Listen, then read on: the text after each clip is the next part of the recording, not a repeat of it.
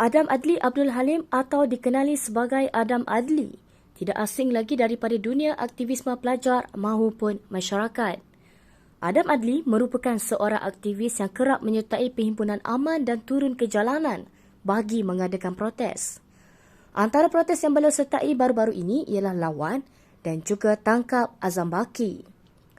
Beliau yang juga merupakan graduan dari Universiti Pendidikan Sultan Idris UPSI pernah digantung selama 3 semester pada tahun 2013 kerana dikatakan telah mencemarkan nama baik universiti serta mengganggu keselamatan dan ketenteraman awam. Sungguh pun begitu, beliau meneruskan perjuangannya dengan melibatkan diri dalam parti politik iaitu PKR. Semangat juangnya yang tinggi dalam menegakkan keadilan dan membantu rakyat menyebabkan beliau disegani dan dijadikan sebagai contoh dalam perjuangan aktivisme. Sumber kini berkesempatan untuk bersama dengan aktivis ini untuk menyelonggar lebih dalam mengenai sesegala perjuangannya bersempena pemilihan PKR 2022.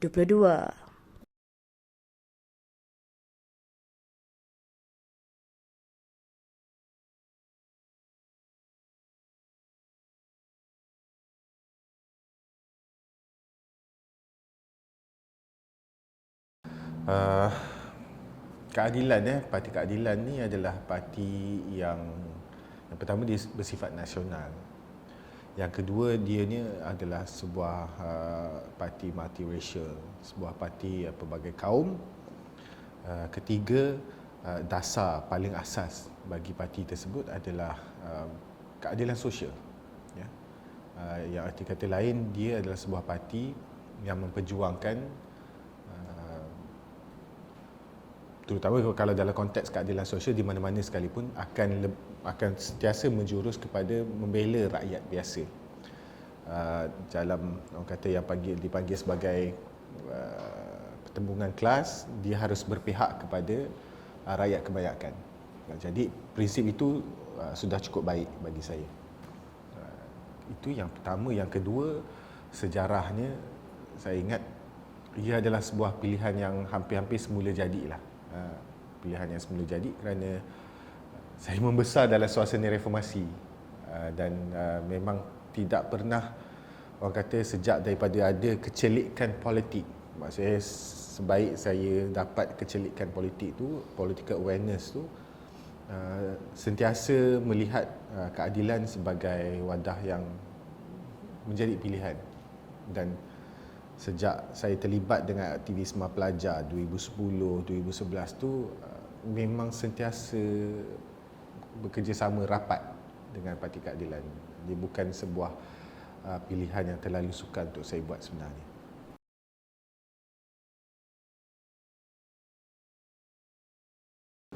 Yang pertama, saya komen sedikit soal hilang taring ni. Saya anggap ia adalah satu situasi yang berlaku kepada semua pihak.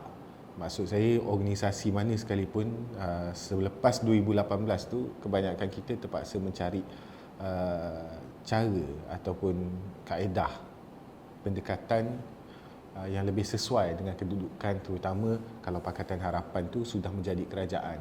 Bukan mudah untuk kita menggunakan pendekatan-pendekatan sama, pendekatan mendesak, pendekatan yang lebih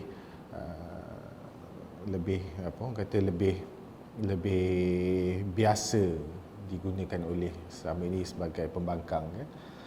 Jadi bukan hanya hilang taring ni hanyalah relatif lah bagi saya. Semua orang melihat kita ialah daripada sebuah pihak yang melawan menjadi sebuah pihak yang mempertahan. Itu sedikit sebanyak memberi kesan kepada banyak organisasi, baik parti politik maupun NGO. Itu tak apa. Tapi balik kepada soal pengaruh diri saya dan sebenarnya dengan teman-teman yang lain, saya ingat bukan semata-mata soal pengaruh dari segi nama ke, pengaruh daripada segi orang kenal ke. Tidak semestinya begitu. Saya lebih melihat kepada apa, yang pertama, apa idea-idea yang kita boleh sumbang kepada parti. Kedua, apa bentuk kepimpinan yang boleh kita tawarkan. Ketiga juga adalah apa bentuk pendekatan yang boleh kita guna pakai terutama menjelang pilihan raya ke-15. Walaupun kalau misalnya orang kata saya dengan keadilan secara rasminya baru kurang sedikit daripada setahun, 2-3 bulan lagi cukup setahun, tapi penglibatan dalam politik, baik politik jalan raya maupun politik pilihan raya itu lama. Dia bukanlah satu yang terlalu sukar untuk saya dalami ataupun nak saya catch up kan, nak kejar balik rentaknya. Rentak tu kita dah dapat sejak sekian lama. Jadi sumbangan tu lebih kepada pendekatan-pendekatan baru. Mungkin juga sedikit sebanyak kehadiran saya dapat memberi sentikan kepada ramai kawan-kawan aktivis misalnya yang selama ini mungkin memerlukan sosok tubuh yang lebih mereka yakini untuk terlibat semula misalnya dengan pergerakan politik arus perdana. Itu yang saya anggap sebagai sedikit sebanyak apa yang saya boleh sumbang.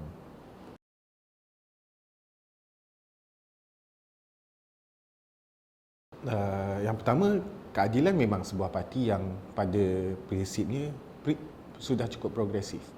Yang saya nyatakan dalam debat tersebut adalah sayap pemuda, sayap Angkatan Muda itu harus jadi sebuah sayap yang lebih progresif. Arti kata lain, apapun pendekatan, idea, dasar yang kita tawarkan, yang kita bincangkan, yang kita angkat dalam parti, terutama nak dibawa masuk ke dalam pilihan raya ke-15, harus ambil dasar-dasar yang berani, yang sedikit lebih radikal dan harus progresif. Progresif artinya memajukan terutama kepentingan rakyat. Baik, antara perkara yang kita terlepas pandang dalam pilihan raya yang ke-13 dahulu, terutama manifesto dan sebagainya, lebih, kalau pada hemat saya, PRU ke-13 dahulu kita lebih berani untuk kemukakan dasar-dasar yang berkebajikan, tersasar kepada semua golongan. Misalnya kalau ambil sedikit contoh sampel kecil, pendidikan, PRU 13 kita tawarkan pendidikan percuma dan juga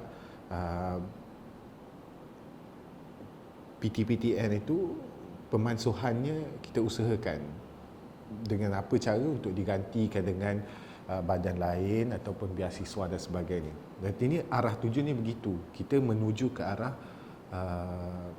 pendidikan percuma yang mana penting. Ini dasar parti. Dasar parti kita adalah antara lain, salah satu dasar parti kita adalah menyediakan pendidikan untuk rakyat. Kemudian balik kepada PRU ke-14, dasar ini diubah. Dalam manifesto ke-14, dasar ini diubah kepada pembayaran semula hanya selepas ada tangga gaji, iaitu RM4,000. Baru ada bayaran semula. Dan ini akhirnya tidak dilaksanakan sepenuhnya. Sebab itu kita mahu pastikan pemuda parti dapat menjadi juara dalam isu sebegini. Bukan hanya satu inilah, bukan isu pendidikan cuma atau PTPTN semata-mata. Kita bukan juga cakap hari ini jadi kerajaan maka esok pendidikan percuma. Tidak, yang kita nak pastikan dasar itu diteruskan. Kita nak pastikan jangan dilupakan. Ini seolah-olah macam dasar itu tidak pernah disebut, tidak pernah menjadi dasar parti, tidak pernah menjadi apa yang diperjuangkan oleh kita. Itu dilupakan. Seolah-olah pendidikan percuma yang kita perjuangkan dahulu itu seolah-olah satu kesilapan. Tak ada siapa nak bincangkan semula. Itu yang antara yang orang kata kalau nak ukur itulah dia. Kan kemudian balik juga isu-isu bandar dan luar bandar. Pengangkutan awam kita antara yang bermasalah dalam negara ni, masalah besar kita. Mungkin dalam tempoh 2 tahun pandemik itu kita lebih banyak stay at home dan sebagainya, itu jadi pengangkutan awam ni jadi kurang diberi tumpuan semula. Tapi sekarang apabila keadaan ekonomi semakin aktiviti ekonomi itu semakin pulih semula, semua orang dah keluar bekerja seperti biasa dan sebagainya, kita berhadapan semula dengan masalah yang sama. Jalan raya macet kan, trafik teruk dan sebagainya. Sebab kita tidak ada jaringan pengangkutan awam yang betul-betul efektif, yang betul-betul boleh diharap. Hatta kalau kita tengok jajaran bas kita dan sebagainya, so inilah perkara-perkara yang harus kita kemukakan. Benda yang harus kita datang dengan solusi yang lebih tuntas. Itu belum masuk kepada kawasan luar bandar. Kawasan luar bandar selalunya transportasi awam ni langsung seolah-olah diabaikan. Saya balik kampung pun, saya nak naik bas ke, nak balik daripada stesen kereta api, nak balik ke kampung saya tu, nak tunggu bas pun sekejap ada, sekejap tak ada dan sebagainya. Sebab tidak diberi tumpuan. Dia seolah tak apalah, transportasi awam ni masalah bandar. Tak betul. Kalau kita tak sediakan daripada start, daripada awal lagi, peringkat awal kita tak sediakan, maka dia akan jadi macam Kuala Lumpur hari ni lah. Apa bentuk pengangkutan awam pun kita tak tahu dah nak ni kan. Kita tak tahu dah kita nak implement yang jenis mana. Bas tak dapat jalan, LRT seolah-olah tak juga menyelesaikan, e-hailing jadi tempat untuk monopoli dan sebagainya. Ini masalah besar sebenarnya. Dia berkait juga dengan kos sara hidup, dia berkait juga dengan, dia memberi kesan kepada banyak perkara, ya? Perumahan dan sebagainya. Kalau kita tengok perumahan ni sebenarnya orang kata adalah isu orang muda, tapi sebenarnya bukan semata-mata isu muda, ia isu semua rakyat. Kemampuan untuk membeli itu satu masalah, kemampuan menyewa itu pun satu hal juga. Dulu kita ada akta sewa, akta kawalan sewa rumah, Rent Control Act, dan dimasukkan, tidak diguna lagi. Dan tengoklah kesewaan, tidak ada kawalan dan sebagainya. Kalau kita bercakap soal suburban ni okey, tapi bagaimana dengan perumahan yang di kawasan kota, di pusat-pusat ekonomi, di Kuala Lumpur misalnya, di Georgetown misalnya, harganya tinggi sebab tidak ada mekanisme yang sesuai untuk letakkan misalnya sebuah kawalan kepada harus. Dan jangan ingat ini sebagai satu bentuk campur tangan melampau oleh kerajaan. Tidak. Negara-negara maju pun masih ada rent control. Masih ada perumahan awam yang sebenarnya lebih terkawal berbanding dengan kita. Itu benda-benda yang harus kita tengok.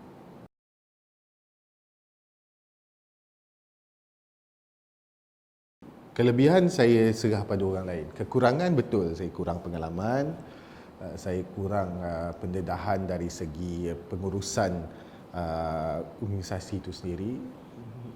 Semenjak saya masuk, saya tidak melibatkan diri dalam pengurusan organisasi, walaupun ada sedikit sebanyak tawaran juga tanya kalau saya mahu main peranan yang lebih besar dalam AMK. Saya kata tak apa, saya lebih sesuai ataupun lebih selesa untuk saya nak dapatkan mandat ke, lebih kurang macam tu, biar ditentukan oleh anggota sendiri dahulu. Itu sebabnya saya lebih sesuai saya masuk bertanding berbanding ambil jawatan. Sebaik masuk terus ambil jawatan. Kelebihan saya serah kepada anggota, saya serah kepada masyarakat untuk menilai. Nanti lambung diri pula. Tapi cukuplah, saya anggap saya pun datang dengan pengalaman sedikit sebanyak, datang dengan pandangan-pandangan yang saya harap boleh menyumbang pada parti. Bergelumang dalam dunia aktivisme tidaklah terlalu jauh daripada politik arus perdana. Dasar-dasar yang diperjuangkan melalui masyarakat sivil itu adalah dasar-dasar yang sama diperjuangkan oleh parti, terutama Parti Keadilan.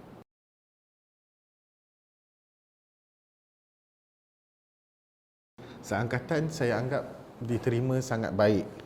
Saya rasa macam sekurang-kurangnya melalui pemilihan ini pun saya dan yang kawan-kawan yang lain, kami semua yang bergerak di bawah nama seangkatan ini berjaya untuk sampaikan satu mesej yang saya lihat dihargai oleh ramai orang. Apabila pergi ke sana kemari pun dia jadi satu tema, terutama hari raya baru ni, misalan hari raya, balik ke kampung, orang bukan anggota parti, jiran, kawan-kawan, sanak saudara datang, seangkatan. So benda tu jadi satu brand yang dihargai. Saya rasa itu perkara yang message yang baik yang kita berjaya tonjolkan sepanjang pemilihan ini. Kita sebut seangkatan, semua orang pun faham maksudnya apa. Maksudnya itu jelas dan approach-nya pun jelas. Nak garap semua orang, baik ketika pemilihan maupun selepas pemilihan. Itu satu perkara yang saya dapat, sekurang-kurangnya saya seronok sepanjang pemilihan ini. Idea itu sampai, message itu sampai, semangat itu dapat kita tonjolkan, dan saya harap ia kekal sebegitu.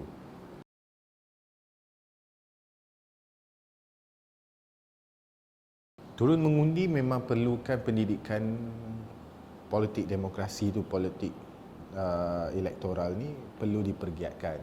Memang usaha-usaha oleh masyarakat sivil misalnya, kita ada dua usaha besar yang dijalankan. Satu yang digerakkan oleh parti-parti politik itu sendiri, satu yang digerakkan oleh masyarakat sivil, misalnya Bersih, Undi 18. Ini khusus untuk kesedaran pengundi ni. Jadi kita perlu usaha untuk adakan lebih banyak kerjasama dengan keseluruhan anggota masyarakat untuk capai kepada sasaran kita. Dan Undi 18 ni antara lainnya bukan semata-mata kita tumpu atau fokus kepada anak-anak muda ni. Tumpu juga pada keluarga mereka. Sebab untuk orang yang faham bahawa mekanisme sosialisasi yang dipanggil socialization mechanism itu masih wujud pada umur 18-19 tahun. Mereka baru tamat persekolahan. Boleh jadi sedang kerja part time. Artinya masih duduk dengan keluarga ataupun masih menunggu tawaran sambung belajar untuk yang ni. Kebanyakan mereka sebenarnya masih lagi bersama dengan keluarga, dan pengaruh oleh keluarga, pengaruh oleh rakan sebaya dan pengaruh oleh sekolah, guru-guru ini sangat kuat sebenarnya dalam kalangan golongan muda umur 18 tahun. Ini eksperimen ataupun ini sudah diuji di banyak negara-negara lain yang menurunkan umur pengundi mereka bukan hanya ke umur 18, malah ke umur 16. Misalnya di Brazil, Austria itu 16 tahun. Di Indonesia 17 tahun. Apa puncanya? Itu juga kerana mereka tahu ada mekanisme sosialisasi. Mereka ni masih anggota masyarakat. Dia belum jadi individual. Pada umur 19, mungkin dia meningkat umur 19 tahun, 20 tahun tu dia lebih golongan muda ni sudah mula jauh sedikit daripada masyarakat sendiri. Dia keluar ke bandar, dia mencari kerja, dia mula menyewa sendiri. Jadi dia hanya ada masa untuk fikirkan survival. Sebab itu umur-umur yang agak tough, umur-umur yang agak sukar, masih nak mulakan kehidupan. Jadi politik, kemasyarakatan, isu-isu kemasyarakatan ini bukanlah prioriti utama. Kalau dia akan jadi nombor satu, survival. Nombor dua, mungkin keluarga. Nombor tiga, barulah isu-isu politik. Jadi bagaimana kita nak gunakan kesempatan ni? Gunakan pada umur awal tu, 18-19 tu, di waktu mereka masih bersama keluarga. Sebab keluarga kuat politik. Di Malaysia ni, politik adalah topik utama pada hari raya juga kadang-kadang kan. Kalau menjelang pilihan raya tu, tahun ni lagi lah. Tahun ni semua orang cakap tentang politik. Semua orang nak tahu apa berlaku dan sebagainya. Baik di UMNO yang akan adakan sidang tergempar, sidang istimewa, baik PAS dengan hubungan dalam perikatan, semua ada tajuk masing-masing untuk dibincangkan dalam keluarga. Jadi inilah peluang untuk memberi kesedaran politik tersebut kepada golongan muda.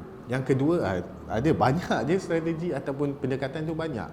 Yang kedua, kita memang perlu wujudkan sebuah tajuk yang khusus memberi ataupun khusus mendapat perhatian golongan ini. Harus kita bongkar,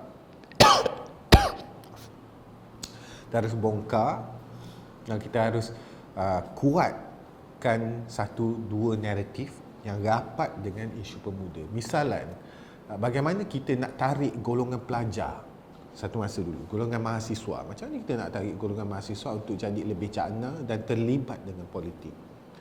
Kita angkat isu-isu pelajar tentang akta universiti, sebahagian ikut. Kemudian akta kemudian isu pendidikan percuma dan PTPTN lebih ramai ikut dan sebagainya. Jadi begitu juga dengan Undi 18. Tanyakan apa isu-isu yang terkait dengan mereka. Ada satu masa dahulu saya tengok mungkin ramai yang tidak perasan isu pelajar SPM yang tidak nampak ala tuju ketika pandemik, sekejap ditangguh dan sebagainya. Itu memberi kesan kepada mereka dan memberi sedikit kesedaran kenapa kerajaan, kenapa kementerian ni seolah-olah dilihat meraba-raba nak buat apa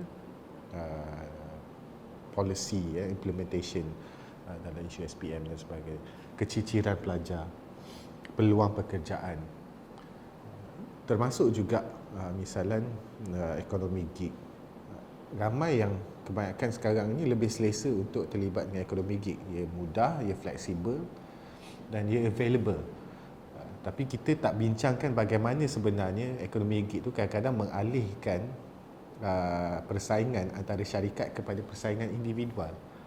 Dia tidak membincangkan bagaimana tidak ada jaminan dan juga jaringan sosial yang lebih baik. Dia tidak menjamin masa depan, dia tidak menjamin, dan kebanyakan mereka terpaksa kerja lebih jam untuk memastikan mereka dapat capai pendapatan yang lebih selesa hari-harian.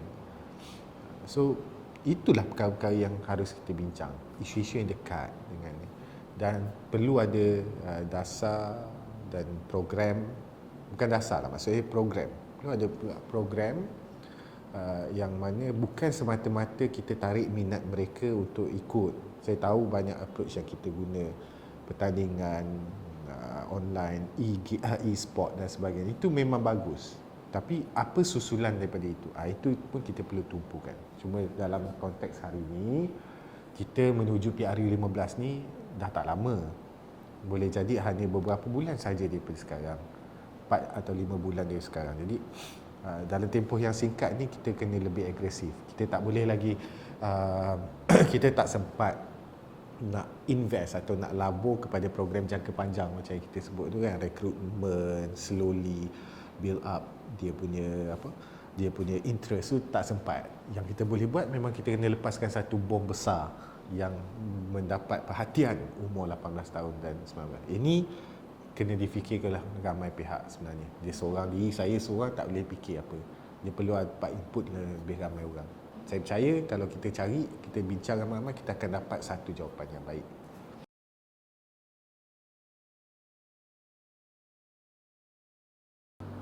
Saya ingat satu saja, keadilan perlu tampilkan sebuah parti yang bersedia untuk jadi kerajaan. 2018 itu juga. Kenapa kita menang? Kerana kita tampilkan diri kita sebagai sebuah parti yang bersedia untuk jadi kerajaan. Walaupun waktu itu presiden dalam penjara, tapi kita dilihat lebih daripada mampu untuk menjadi sebuah kerajaan. Orang tidak lagi melihat kita sebagai sebuah parti yang hanya duduk dalam dewan sebagai pembangkang. Kita jadi sebuah parti yang ada rancangan-rancangan, ada program, ada dasar, ada polisi yang hanya tunggu untuk dilaksanakan. Jadi orang tahu ini government in waiting. So kita kena masuk pada naratif yang begitu balik. Kita kena selepas pemilihan ni terutama sekali harus kita datang sebagai sebuah parti. Pakatan Harapan, Parti Keadilan khususnya harus muncul sebagai sebuah parti politik yang bersedia untuk jadi kerajaan semua. Soal pengkhianatan, soal isu-isu dalaman dan sebagainya, kita dah bersihkan. Pemilihan inilah peluang untuk kita bersihkan parti. Jadi kita bersihkan parti. Jadi orang kembali yakin. Ini yang diperlukan oleh pengundi atas pagar. Dia tak nak tengok sebuah parti nak jadi kerajaan tapi isu-isu dalaman tak selesai. Dalam dewan ataupun di luar dewan masih bercakap seperti pembangkang. Kita ada pengalaman 22 bulan sebagai sebuah kerajaan. Anggap itu sebagai sebuah motivasi bahawa kita sudah belajar di mana silapnya, di mana kelemahannya dan apa yang berlaku dahulu, bukan juga kerana ditolak oleh rakyat tapi kerana ada berlaku unsur-unsur pengkhianatan. Itu satu pengajaran yang baik. Bukan maksud kerajaan 22 bulan itu gagal. Kerajaan 22 bulan itu adalah sebuah kerajaan yang dijatuhkan.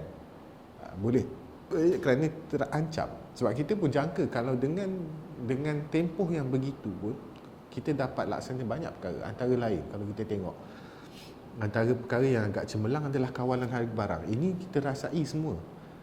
Saya sebagai orang yang rapat dengan parti waktu itu, saya sambung belajar, kita rasa kesan tu, kawalan harga minyak tu kita rasa. Kawalan harga barang menjelang Aidilfitri. Saya ingat 1 tahun, 2 tahun tu kita rasa lega sikit. Selalu ni kalau Aidilfitri, kalau tahun baru Cina dan sebagainya tu, siaplah kan. Memang harga naik, stok barang tak ada, minyak disorok, ayam dijual dengan harga yang bukan-bukan dan sebagainya. Tapi alhamdulillah, saya ingat dalam tempoh tersebut kita ada rasa sedikit sebanyak kos itu kalaupun tidak berkurang, susahlah. Harga kalau dah naik dia susah nak kurang. Tapi dia berjaya dikekalkan untuk tempoh yang lama. Jadi sempatlah pendapatan orang lain, pendapatan pekerja, pendapatan peniaga itu naik sedikit-sedikit dengan keadaan harga barang masih sama. Itu jarang berlaku. Jadi itulah benda yang seharusnya kita ingat kembali. Jangan hanya tumpu kepada propaganda-propaganda yang dimainkan oleh pihak lawan. Tumpu kepada apa yang pernah dan kita berjaya lakukan. Memang ada kelemahan, banyak kelemahan. Saya sendiri selalu mengkritik dasar-dasar tentang pendidikan, pelaksanaan pelaksanaan pengecualian bayaran PTPTN tu yang diganggu oleh beberapa orang. Saya jumpa dengan menteri sendiri waktu itu berdepan bawa isu ini. Begitu juga dengan isu berkait dengan Akta Universiti misalnya, penangguhan, pemansuhan dan sebagainya. Itu memang kita kritik. Akta hasutan yang tidak dimansuhkan, itu kita kritik. Itu kegagalan yang kita tidak dapat. Itu antara perkara yang kita gagal untuk laksanakan. Jadi ambil semula peluang ni, muhasabah diri dan buat yang lebih baik daripada sebelum ni. Saya percaya rakyat dalam negara ini masih bersama. Tinggal lagi dia memerlukan, macam kita cakap, memerlukan siapa yang lebih bersedia jadi kerajaan. Nak cakap soal UMNO, kita masih tahu Barisan Nasional masih lagi sekitar 40% sahaja undinya. Di PRN Johor, PRN Melaka, kita masih tengok undi yang didapat, undi popular yang didapat oleh UMNO dan Barisan Nasional masih sama, dia tidak berubah. Jadi kita masih ada peluang tersebut. Berarti kata lain, masih ada 60% pengundi yang tidak mahu undi kepada UMNO Barisan Nasional. Nanti ni kita masih ada peluang. Jadi kita kena pastikan masuk pilihan raya dengan keadaan lebih bersedia. Itulah pengundi atas pagar.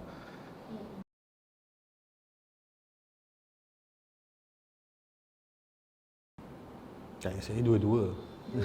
Sebab sebaik sahaja saya kembali ke Kuala Lumpur, kembali aktif dalam politik, kurang-kurang 2 kali juga kita susun juga protes dan sebagainya, tangkap Azam Baki dan sebagainya, dan 2 kali, dan on top of that kita juga aktif hidupkan orang kata kempen-kempen di media sosial. Bukan media sosial saya sendiri, saya memang secara personal saya bukan orang yang rajin nak expose apa yang saya buat tiap-tiap hari di media sosial, tapi kita susun kempen-kempen lain melalui saluran media sosial. Kedua-duanya harus bergerak seiring. Bukanlah maksud Adam ni kaki demo, hari-hari demo, tiap-tiap minggu demo lah lepas ni. Tidak. Demonstrasi ni hanyalah salah satu kaedah. Dia ada konteks, dia ada masa dan dia ada tempat yang mana kita perlukan kaedah begitu. Ada isu yang kita perlukan kaedah begitu. Bukan setiap masa. Dia bukan hobi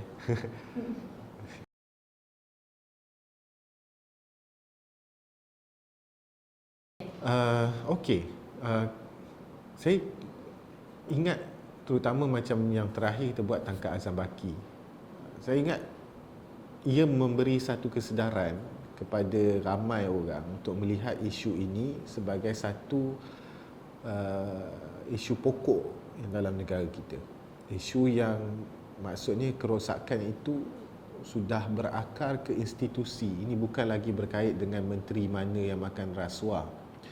Tapi ini sudah terkait dengan bagaimana negara ini susah kita nak banteras rasuah apabila orang yang mengepalai badan yang membanteras rasuah itu sendiri boleh dipersoalkan integriti beliau. Jadi isu itu jadi bila kita buat demonstrasi itu, satu KL tutup walaupun kita demonstrasi hanya di Bangsa yang mana tak pergi mana-mana pun di situ saja. Bergerak pun hanyalah beberapa ratus meter, yang hadir pun hanyalah beberapa ratus orang. Tapi ia dibayangkan seolah-olah satu perkara yang besar. Satu KL Kuala Lumpur kena tutup. Dia kembali seolah-olah macam zaman bersih, walaupun hanya skala yang terlalu sedikit kalau banding dengan bersih. Dan itu itu menarik perhatian ramai orang muda misalnya. Dan banyak aksi-aksi yang sebelum ini tak pernah dilihat. Golongan yang pasca pandemik ni kebanyakan belum pernah tengok betul-betul sebelum ni dibulakan oleh Sekretariat Lawan kalau saya Solidariti Rakyat SSR 2 kali. Kemudian datang yang sekali lagi Tangkap Azam Baki. 3 demonstrasi yang kita adakan sepanjang zaman 2-3 ni, dia menarik perhatian orang muda. Sebab jangan ingat maklumat tak sampai. Maklumat sampai. Orang muda tengok Hong Kong demo, Taiwan demo, Indonesia demo, budak-budak muda ni keluar, Brazil demo. Apa yang berlaku? Dia orang nak tahu macam mana kita dulu tengok demonstrasi di negeri-negeri lain, di negara lain. Kita tengok daripada Mesir, waktu itu kita tengok daripada Indonesia, kita tengok di Thailand. Ia menimbulkan rasa ingin tahu apa yang berlaku, kenapa sampai keluar ke jalan raya. Orang muda lah dia akan begitulah, bila berlaku di Kuala Lumpur mereka tertarik. KL pun ada demo. Dia cari dan dia mula belajar. Sebab bila dia cari Tangkap Azam Baki dan sebagainya, video yang kita sebarkan adalah video yang mengulas isu tersebut, bukan semata-mata visual orang berdemonstrasi. Kita ulas isu tersebut. Apa masalah negara ini? Bagaimana teruk negara ini punya tangga rasuah dan sebagainya. Tengoklah persepsi indeks persepsi rasuah baru-baru ni. Kita jatuh menjunam, teruk. Jadi itu sebabnya orang muda ni bila kita bagi satu peristiwa atau kita bagi satu event berlaku yang jadi viral lah bahasa ni kan, viral ni, mereka ambil perhatian dan mereka akan mula baca balik. Itu pun bagi saya itu pun dah cukup bagi kesedaran tersebut, bagi orang tahu bahawa dalam negara ni orang-orang muda ni ambil tahu dan dia ambil sikap. Macam itulah lebih kurang. Demonstrasi ni memanglah jangan harap jadi apa-apa. Dia paling tidak pun tangkap polis lah. Tapi dia lebih kepada memberi kesedaran. Orang ambil perhatian, orang tengok, wah, apa benda ni kan. Dia mula. Saya ambil contoh yang klasik lah, mudah. Sampai hari ni orang masih cakap tentang PTPTN. Demonstrasi PTPTN hanya sekali sahaja pernah diadakan dalam sepanjang sejarah negara ni. 2012. 10 tahun orang tak habis lagi cakap pasal PTPTN sampai ke hari ini. Itulah impak sebuah gerakan massa. Demonstrasi, protes, itu impaknya. Sebab tu kerajaan daripada dulu sampai sekarang, mana-mana kerajaan pun cukup tak suka tengok orang berdemonstrasi. Sebab dia memberi kesan yang sangat besar sebenarnya. Physically being there, maksudnya something is wrong. Takkanlah orang sanggup tinggalkan kerja, anak bini, keluarga di kampung, di rumah untuk datang ke Kuala Lumpur berdemonstrasi, bersih dan sebagainya.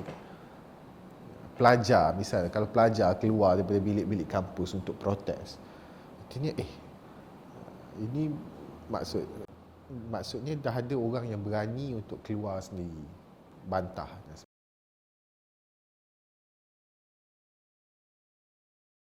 Kalau saya pimpin Angkatan Muda Keadilan, adalah sedikit sebanyak orang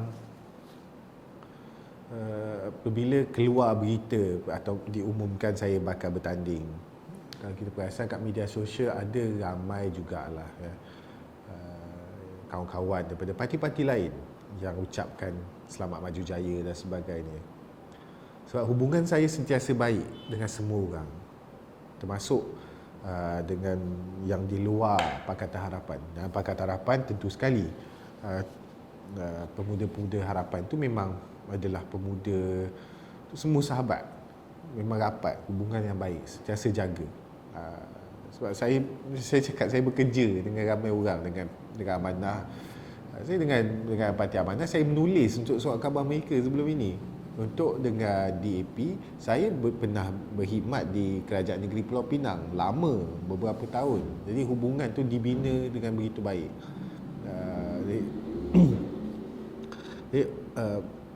Itu satulah. Arti kata lain, memang kita lihat dalam tempoh beberapa tahun ini, pemuda PH itu, pemuda Pakatan Harapan itu yang sepatutnya jadi kekuatan utama Pakatan Harapan juga. Tapi program ni kurang, ya. Semua masing-masing dengan pemuda parti masing-masing. Jadi saya harap menjelang PRU 15 kita boleh perkukuhkan semula hubungan dan juga gerak kerja bersama. Sebelum ni kalau kita dalam pilihan raya sebelum-sebelum ini pun bergerak asing-asing, sebenarnya tak patut macam itu. Kalau kita masuk sebagai Pakatan Harapan, kalaupun lain bendera, tidak jadi isu, tidak menjadi masalah. Kita tahu bendera itu strategi, bukannya maksudnya identiti. Harusnya kita gerakkan kerjasama yang lebih baik.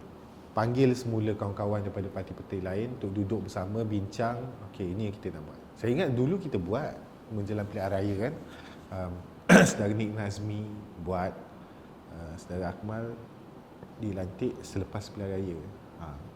Nik Nazmi buat sebelum pilihan raya ke-13 tu, selalu buat sidang bersama dengan pemuda harapan.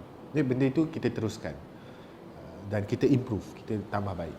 Soal dengan pemuda-pemudi ataupun di luar parti, di luar Pakatan Harapan, muda misalnya, saya tidak boleh elak daripada bercakap dengan muda. Sebab bekas yang Setiausaha Agung ni, bekas Setiausaha Agung dia, orang yang pengasas dia adalah kawan-kawan saya sendiri. Misalnya orang macam Saudara Amir Hadi, itu sahabat baik saya. Kami pernah duduk serumah dan sebagainya. Begitu juga dengan Saudara Ken. Itu orang yang banyak bantu gerak kerja kita sebelum ini. Berapa orang yang lain, Tarmizi, Saudara Tarmizi dan sebagainya. Ini orang yang banyak buat kerja dengan kita selama ini. Orang-orang yang rapat dengan perjuangan kita selama ini. Cuma mereka pilih wadah yang lain. Mereka mahukan wadah sendiri dan sebagainya. Ini tak menjadi masalah. Ada kerjasama atau tidak ada kerjasama, yang penting perbincangan ataupun selagi mana mereka bukan musuh kita, perbincangan diteruskan. Ambil misal di Johor, kita bincang dengan muda. Itu pendekatan yang sentiasa diambil oleh parti. Saya rasa bukannya satu perkara yang tiba-tiba nak digambarkan seolah-olah kita ni tak pernah ada hubungan. Janggal bagi saya bila ada orang kata seolah-olah Adam ni nak Adam ni nak macam put words into my mouth, Adam ni kemah besar lah. Saya kata, saya tak pernah ulas pasal kemah besar, sebab ini bukan isu yang saya anggap sebagai isu yang memberi manfaat dan sepanjang pemilihan ini. Isu-isu begini bincang dalam mesyuarat, strategi politik bincang dalam mesyuarat. Okey lah, kita saya anggap ini benda yang saya seorang diplomatik. Saya ramai pihak, kalau sebelum-sebelum ini ada masalah, mereka panggil saya untuk jadi mediator. Kali ini saya berada di satu pihak. Jadi, kita mungkin perlukan mediator lain, tapi orang tahu siapa-siapa pun boleh bincang dengan saya. Dan sebenarnya tak rugi pun kita ambil pendekatan begini. Sebagai parti politik, yang terbaik adalah untuk orang lebih menghormati kita. Datuk Seri Anwar bagi tahu saya mana satu ahli politik dalam negara ni yang kalau berjumpa, kalau kita tengok visual dalam parlimen, dalam majlis-majlis rasmi, di istana dan sebagainya, Datuk Seri Anwar akan sentiasa jadi tumpuan. Sentiasa jadi tumpuan. Semua orang akan datang jumpa dengan, sebab beliau ambil sikap yang mana beliau boleh bercakap dengan semua orang. Jadi kita ambil lah contoh yang baik tersebut. Orang akan hormat dengan kita. Jadi kalau kita nak jadi tegas pun orang hormat. Okey, ketegasan itu dihormati. Misalnya di Johor kan, dengan keadaan misalnya bila bertembung di Larkin tu, orang tak marah pada keadilan. Sebab orang tahu keadilan ni bukan parti yang tak reti berbincang. Tapi ketegasan tu orang hormatlah. Baik, kita hormat. Tegas. Teruskan. Benda yang sama tak ada beza sebenarnya.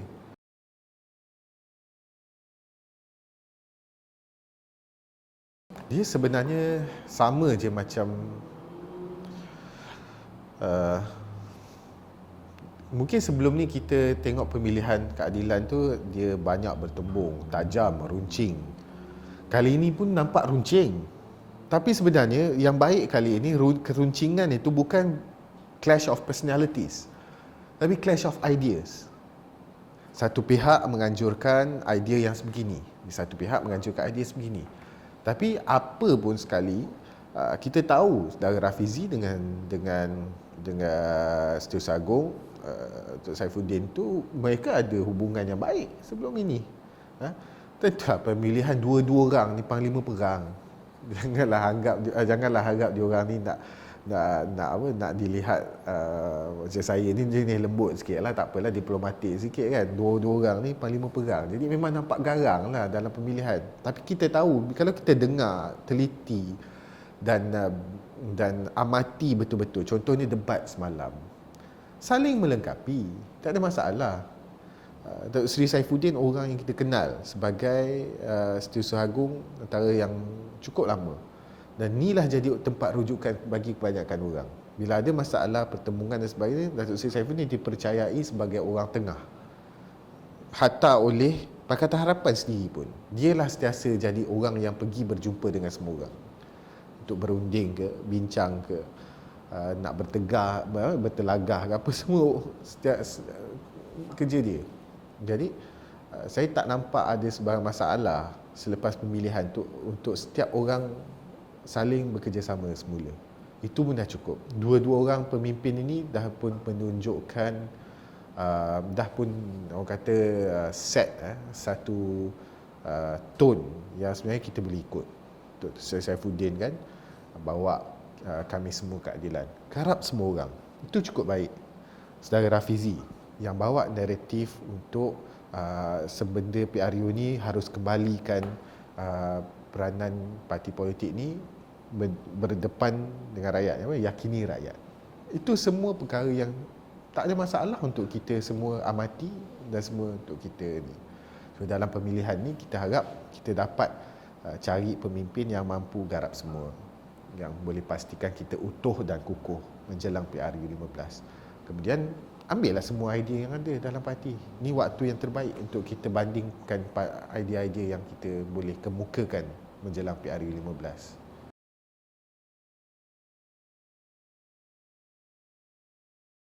Jangan ikut saya. Bawa haluan sendiri. Haluan sendiri artinya jangan tiru semata-mata cuba untuk tiru. Tanya diri sendiri apa yang kita nak perjuangkan. Dan harus banyak sabar. Dalam politik, saya ingat harus banyak sabar. Harus agresif tapi dalam masa yang sama sabar. Sabar artinya bila diuji jangan undur. Bila susah jangan resah. Kalau ditekan dalam melawan tu pun pastikan kita ni tidak sampai kita ni hilang diri. Ditekan, kita nak lawan, betul. Lagi ditekan, lagi kita lawan. Tapi dalam lawan tu kawal diri kita, bukannya kita terus jadi macam orang lain. Maksudnya kita dilihat tidak berganjak. Kita masih lagi kekal dengan prinsip kita. Itu perkara yang sikit sebanyak bolehlah saya kongsikan bab nasihat. Dan yang penting saya ingat, niat jangan diletakkan pada untuk kepentingan diri. Masuk politik jangan ada sesiapa pun fikir untuk kepentingan diri sendiri. Kepentingan itu haruslah kepentingan orang ramai. Sebab politik itu adalah menyusun masyarakat, bukan menyusun diri sendiri. Itu saja. Apa pun wadah yang diambil, haruslah mencerminkan diri sendiri dan keadilan terbuka untuk semua orang. Kalau nak mudah untuk bawa diri sendiri ataupun orang kata nak bawa kepentingan sendiri, mungkin keadilan bukan tempatnya. Tapi kalau untuk nak bawa suara rakyat, nak bergelumang dengan kesusahan rakyat, ada banyak parti-parti yang baik. Keadilan adalah salah satu daripadanya.